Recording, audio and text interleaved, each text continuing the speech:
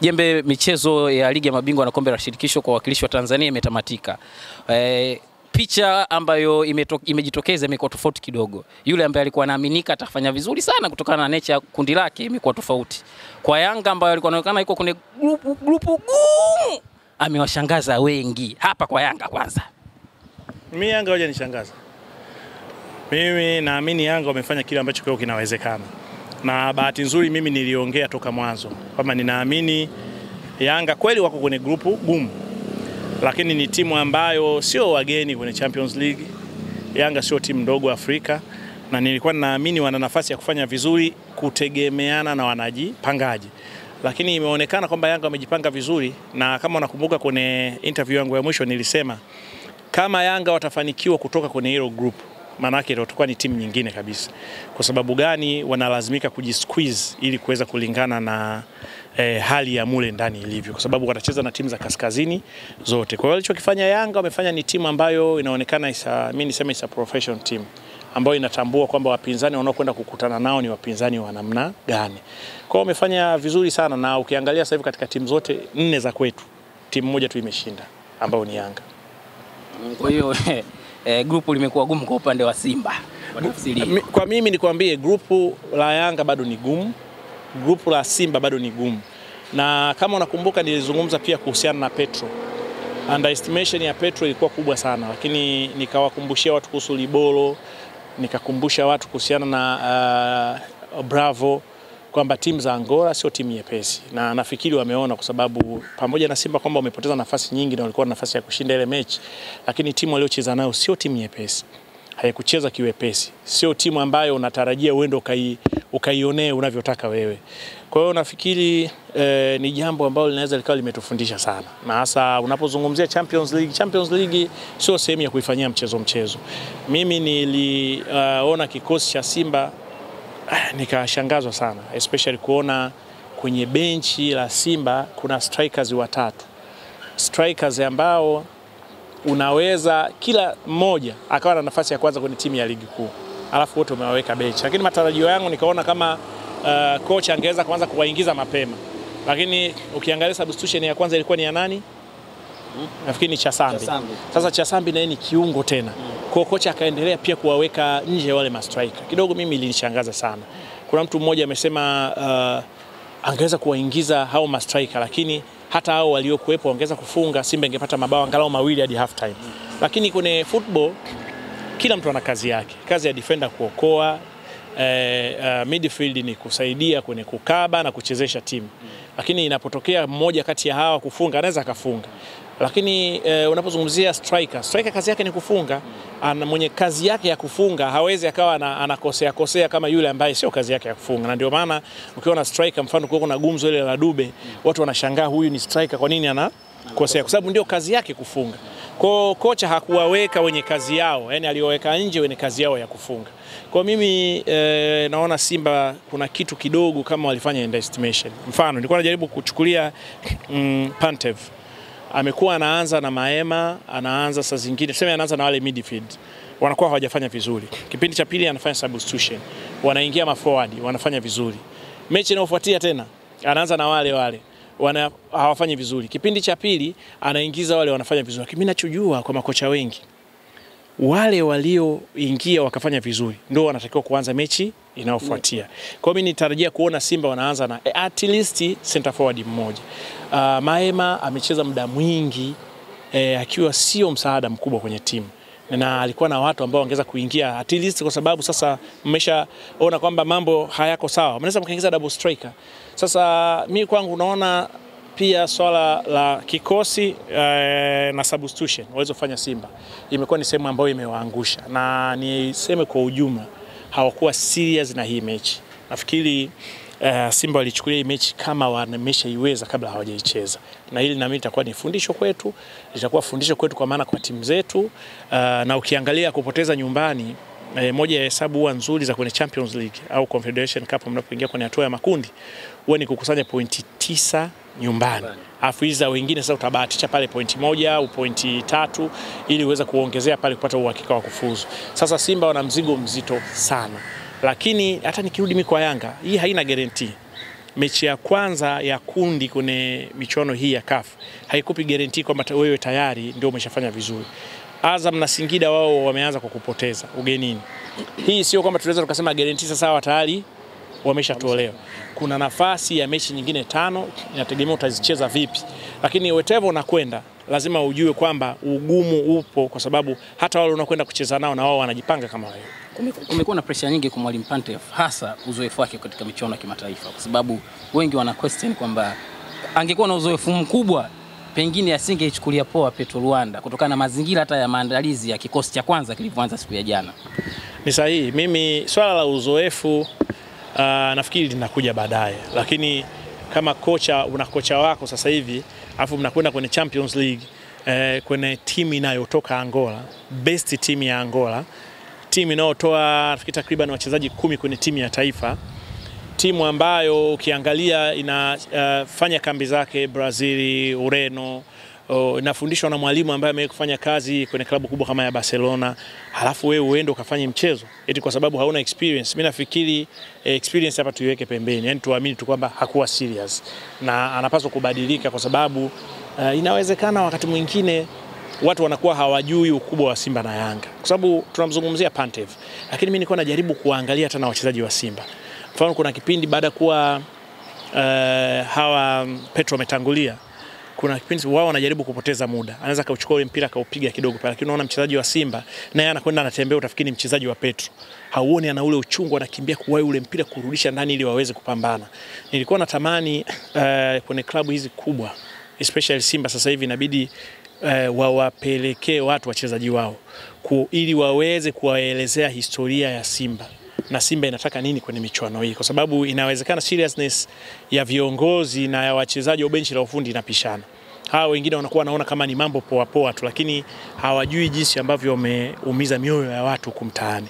Kwa hiyo mimi nafikiri kuna jambo la kulifanyia kazi kuanzia kwa wachezaji afu na kocha wao mwenyewe. Kwa jinsi walivyocheza Simba jana, unaona wanaweza kwenda tu inayofuata kama ukiendelea kucheza vile. Wakicheza vile kama walivyocheza jana ndio wameshatoka. Hiyo itakuwa haina mjadala.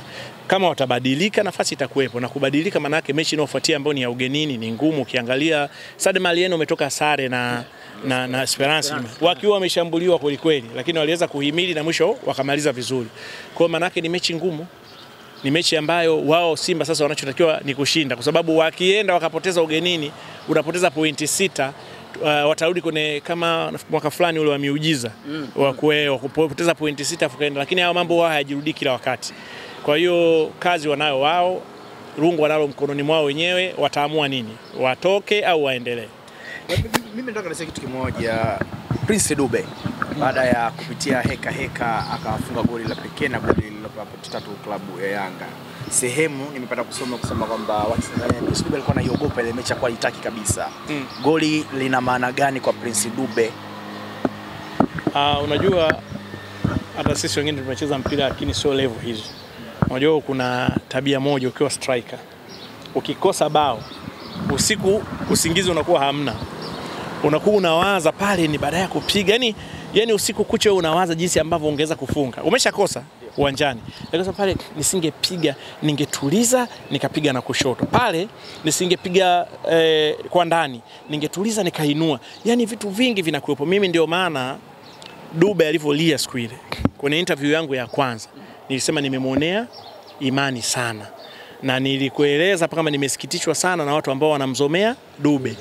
Ukiwa haujacheza mpira ungeweza kumzomea, lakini kama umecheza usingeweza kumzomea, kwa sababu moyo wako unakuwa unapata feeling ile ambayo ulikuwa nayo. Mimi nilikuwa namuelewa Dube. Kufunga lile bao kwa Dube inakuwa kama vile kazaliwa upya. Inakuwa ni kama sasa kile alichokuwa nakitaka kimeweza kufanikiwa. Lakini mimi nipongeze benchi la ufundi la Yanga. Yaani wao hawakwenda na upepo wa mashabiki. Pamoja na Dube kuendelea kushindwa kufanya vizuri, lakini wao bado walikuwa wanaendelea kumwamini. Na inawezekana mazoezini alikuwa akifanya vizuri. Unaona siku paka alikuwa anaomba kutoka yeye, lakini kocha bado alikuwa anaonekana anaendelea kumwamini. Kocha aliyopo naye amekuja ameendelea kumwamini. Sasa inawezekana imekuwa ni sehemu ya kumpatia dawa Dube ya kurudi tena. Lakini kwa faida ya hilo, Dube leo amekwenda kuwa ndio yule mtu amebadilisha matokeo. Kwa hiyo nafikiri ni jambo zuri na kumwamini mtu ambaye, kwa sababu unajua sisi tuseme ukweli, Dube anahitaji kuthibitisha kwamba ana ubora. Hapana, tumeshaona sisi wote. Kwa hiyo ilikuwa ni matokeo ya kutokana na mambo ya kimpira. Mpira kama maisha ya kawaida una upside down. Siku nyingine juu, siku nyingine chini, na lazima uvumilie. Tumalizie na Azam na Singida ambao wao walianzia ugenini, matokeo hayakuwa mazuri kwa upande wao. Pengine una neno gani la kuwapa tumaini kuelekea katika mechi zinazofuata ambao watachezea nyumbani?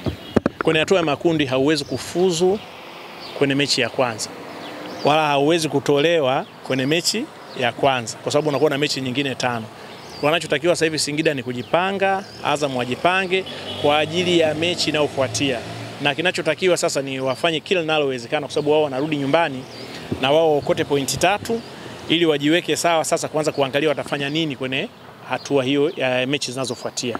Lakini mimi bado nina imani Singida na Azam wana nafasi ya kufuzu, lakini lazima watangulize neno moja: haitakuwa rahisi.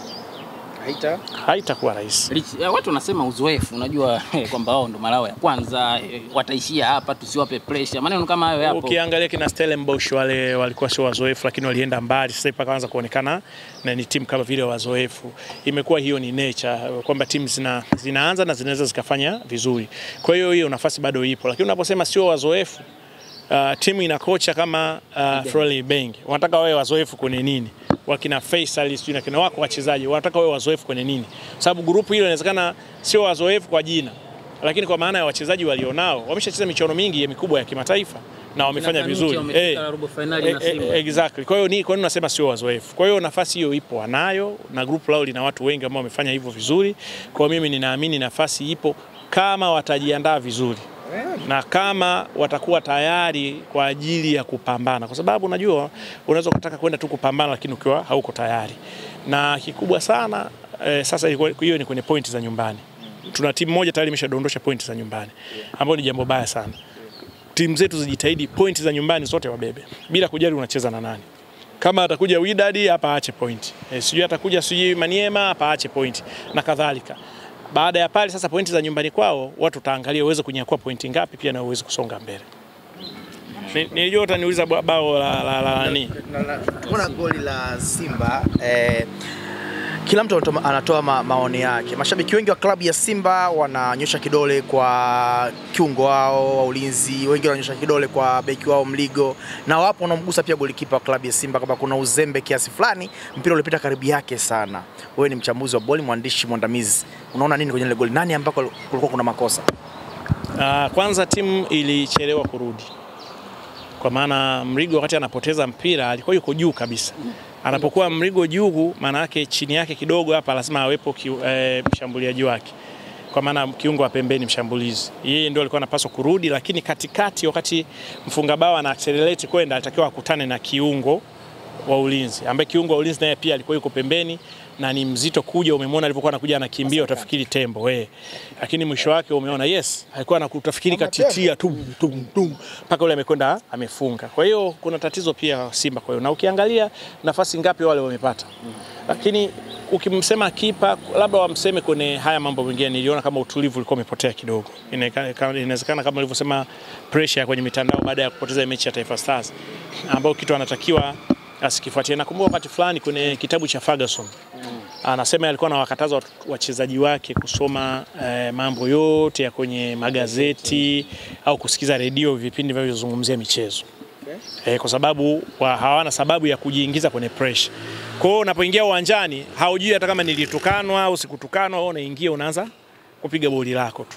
Sasa ukianza kusoma ile inakupa wasiwasi. Sasa inawezekana pia wachezaji wetu hiyo hawapati watu wa kuzuia kidogo, especially kwenye mitandao ya kijamii. Kwa hiyo inawezekana kwa dunia sasa linawezekana. Inawezekana.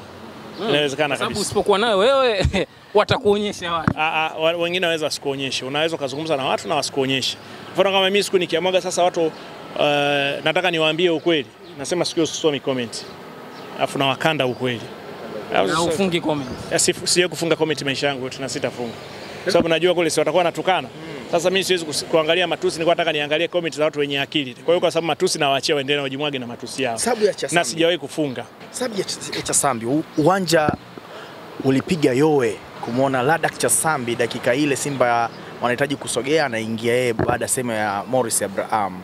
Watu walitegemea angeingia Jonathan Sona, watu kama hao. Kitaalam kiubobezi unaona nini kwenye hesabu ya Chesambi? Mimi kwa kweli sikumuelewa kocha. Na kwa sababu sikumuelewa. Unajua nimekuwa nikiona, nimetoka kukuambia wakati Simba ulikuwa unatarajia kuona inatoa kiungo inaingiza forward. Ikatoa kiungo ikaingiza kiungo tena ambaye match time yake sasa hivi ni ndogo sana. Kwa hiyo yani nilikuwa namshangaa kocha, lakini alikuwa kama vile ameingangania plan, na mimi nianza kuhisi kama alikuwa anafanya majaribio kwenye Champions League. Yani kama vile anakijaribu kikosi chake kwenye Champions League. Kwa hiyo kuna shida kubwa. Kuna shida kubwa, sema atakao ifanyie kazi na viongozi wamwambie kocha wao kwamba Simba sio ya kocha tu peke yake. Au ya benchi la ufundi. Simba ni ya watu, na Simba inabeba mioyo ya watu wengi mno. Kwa hiyo kama watashindwa kumwambia wanaweza kaniita nikaenda kwa waambie.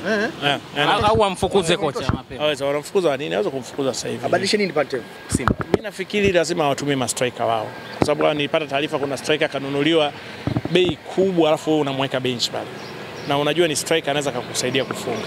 Yaani unajua kama angekuwa hawahitaji mastriker basi wasingekuwepo kwenye bench. Unajua benchi la Simba jana lilikuwa linashangaza. Umekuona benchi na strikers watatu. Yaani bora ungeanza na striker mmoja kusema kuna wawili nimeweka akiba. Strikers watatu watu wamekaa bench. Yaani unasubiri kwanza baadaye afu ndio waingize. Sijui kwa sababu kama plani yake nafikiri imeshafeli. Na nafikiri safari nyingine atakiwa abadilishe. Na taarifa nilizofuatilia kwa nikaambiwa kwa siku 3 ile timu iliyoanza ndio alikuwa anacheza nayo. For 3 days mazoezini. Bila washambuliaji. Na hiyo yeye ndio alikuwa amelingangania hilo lazima lifanyike. Sasa limerudi, limekuwa sio la kocha sasa hivi umeona limekuwa ni la Simba wote. Unajua Simba nafikiri leo watakuwa napumulia mashine. Watu wasema mbona Matola amwelekeze. Mimi unajua Watanzania sisi tuna tabia ya kuoneana. Matola anawezaje akambadilisha kocha mkuu? Anaweza kawa anamwambia kocha mkuu akiwa hataki atafanya nini? Yeye kazi yake ni kumshauri tu, afa anamwacha siku ya mwisho kocha ataanza kusema Matola ananiingilia kazi yangu. Alafu mtaanza kumsema tena Matola. Kwa hiyo inawezekana kamshauri afu kocha akasema hii ndio sawa sawa. Baada ya pale hakuna mjadala. Mudathiri Yahya basi jana ametoka kwenye nyasi akapanda mpaka VIP akaenda kumkumbatia rais wa klabu ya Yanga Engineer Harris baada ya kupata goli moja. Akarudi akala kadi yake ya njano. Sasa watu wakasema bwana ilikuwa hisia za namna gani zimemtoa mchezaji uwanjani kaenda juu kabisa na akapata kadi ya njano. Kuna nini ulichokiona pale? Kwa kweli mimi hamna nilichokiona. Niliona tu mchezaji wa Yanga kaenda kumkumbatia rais wa timu. Mimi nilishangaza kwa nini akachukua kadi ya njano hiyo ambayo angesubiri mechi imeisha angeweza kwenda kumkumbatia kwa sababu hata pale mechi ilikuwa kwa hiyo sasa sijui mimi, lakini kwa sababu ni mtu na kiongozi wake sawa, lakini kimichezo imekaaje? Kimichezo it's unprofessional. Mchezaji unajua wakati wa mechi unatakiwa kwenye pitch. Alikuwa na muda wa baadaye kutoka akaja akamkumbatia rais wake kama kuna kitu labda alikushauri au alikuvutia na nini. Sababu huwezi kujua labda paka anakwenda kumkumbatia rais alisema nini au alimshauri kitu gani. Huwezi kujua kwa sababu wao wanakaa kama family.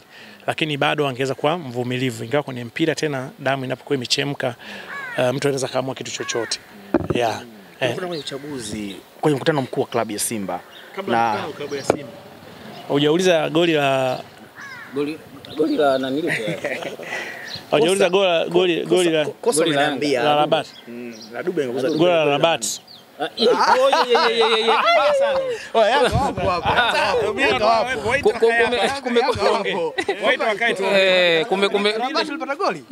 Walipata goli. Neno goli linamaanisha nini? Yaani neno goli maana yake limekubaliwa. Ndio maana kuitwa goli. Sio mpira kuingia nyavuni ni goli. Si mpaka refari aruhusu. Wale walifunga goli. Ili kufunga goli sentence kwa Kiswahili maana yake nini? Walifunga. Maana kanuni Yanga moja. Unajua mimi nimewahi kuambia mara nyingi sana kwa kitu kimoja. Kwamba unajua na huyu akijibu nini? Maana yake anajua kitu. Kwa sababu unajua anapokosea referee inakuwa haijakosea Yanga. Yaani mfano kama referee leo akiwadhulumu Yanga sio tatizo la timu pinzani. Ni referee kawadhulumu Yanga. Lakini referee aliwadhulumu wale. Kwa Rabat alizulumiwa. Ile ilikuwa ni bao. Sasa kama unataka mjibie refa mpe.